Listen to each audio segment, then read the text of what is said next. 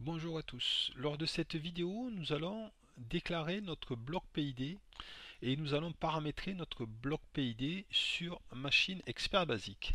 Alors, pour ça, on va faire une ligne, on va lancer notre bloc PID. Notre bloc PID va se lancer avec, on avait pris le bit M6, on l'avait déclaré lors de la vidéo 2 de mémoire, lors de déclaration des entrées-sorties. Puis après, je prends mon bloc Operate et là, je vais lancer mon bloc PID. Ouais, il nous met PID I, donc c'est PID 0 pour moi. Donc là, il nous met un message en rouge, c'est normal. On n'a pas configuré notre bloc PID 0. Donc où se trouve le bloc PID 0? Il se trouve ici. Il faut aller dans Programmation, Outils et Objet logiciel. Et là, ici, on a notre PID. Alors, ici, on va l'appeler PID 0. On ne va pas s'embêter. On voit qu'il est non configuré.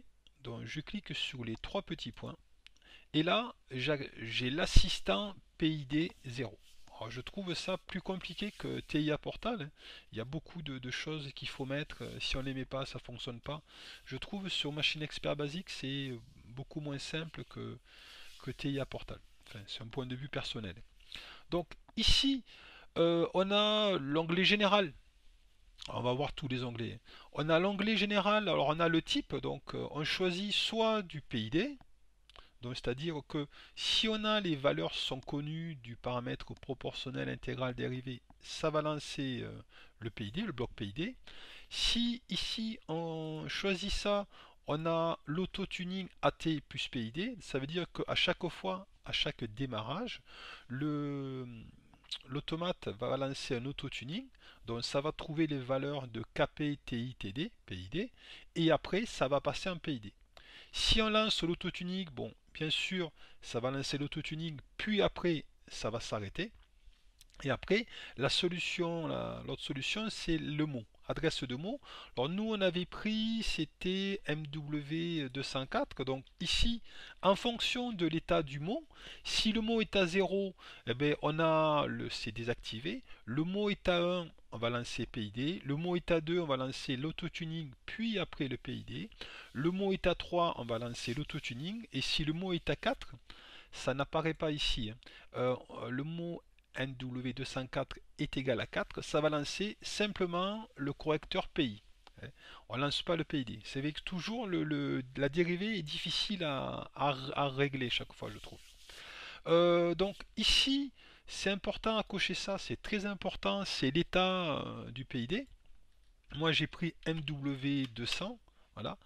MW200, ça va nous permettre de savoir l'état s'il est le PID est un PID, hein, comme son nom l'indique. Ensuite, si on est le processus est en auto-tuning, les différents codes d'erreur du PID. Quand justement, on va voir par rapport au code d'erreur, notamment surtout pour l'auto-tuning, il y a des codes en annexe. Alors je vais essayer de vous trouver ça. Ici, je les ai là. Voilà. On a des codes qui vont apparaître si vous faites lors de l'auto-tuning. En fait, c'est des codes en hexadécimal, hein. 0100, on a la phase 1, 0200, phase 2, etc. On a différents codes qui sont tous en hexadécimal. Alors nous, on va le mettre en décimal, on pourra le convertir en décimal pour après communiquer, enfin, voir des messages sur notre IHM qui permettra de savoir si ça ne fonctionne pas où on est quoi. Voilà, le problème qu'il y a éventuellement pour la maintenance, ça peut être très très pratique. Donc voilà pour cet onglet général. Donc on a vu, bon après il y a un petit peu l'explication sommaire, voilà, on a l'entrée, on a le point de consigne, le comparateur, on lance le contrôleur PID. Voilà, on a un petit peu, ça c'est du classique pour la régulation PID, sans que je sois spécialiste, comme j'avais déjà dit, hein, du PID. Donc voilà pour cet onglet. Maintenant on va passer à l'onglet entrée. On va essayer de tous les voir. J'espère que la vidéo ne sera pas trop longue. On va voir l'onglet entrée. Allez, on y va. Donc l'onglet entrée, c'est la mesure. Donc là, la mesure, pour moi, c'est mon IW. Enfin, ça peut être une mesure Alors, soit c'est la vraie sonde, c'est la vraie sonde, c'était, alors on va voir pour nous, ça c'est une consigne analogique hein, d'une vraie sonde. Alors nous, c'était, je vais retrouver MW0. Voilà. Soit on met notre IW 1.0, notre sonde analogique de notre automate, qui est branchée à l'entrée analogique de notre automate. Là, nous, comme on est avec Factory.io, ça va être le MW0. Ensuite, le restant, en fait, on va pas, enfin, je peux vous expliquer, mais on va pas trop y toucher. Ici, on a une conversion, on peut faire convertir, on peut convertir la valeur, hein. Voilà, une mise à l'échelle, on peut dire ça. Le filtrage ici.